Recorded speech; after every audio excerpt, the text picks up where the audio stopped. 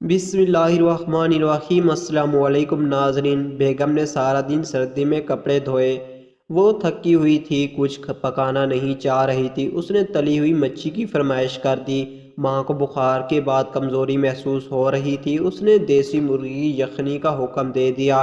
बच्चे burger shawarma मांग रहे थे और इसकी जेब में सिर्फ 1000 रुपया था।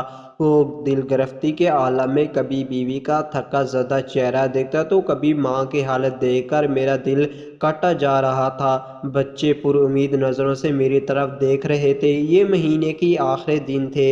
मैं बेचारा इस सूरत हाल से घबरा गया। अपनी गुर्बत और बेबसी पर उसे रोना आ रहा था। इसके दिल में मनफी ख्यालात जड़ पकड़ रहे थे। अचानक मैंने एक फैसला किया और घर से बाहर निकल गया। कुछ देर बाद रक्षा लेकर आया और सब अहले खाना को लेकर ससुराल चला आया। रक्शे वाले को आने जाने का 400 देकर अगले दिन के लिए 600 बचा लिया। परेशानियों का हल सिर्फ खुदकुशी नहीं होती, समझदार बंदा रास्ता निकाल ही लेता है।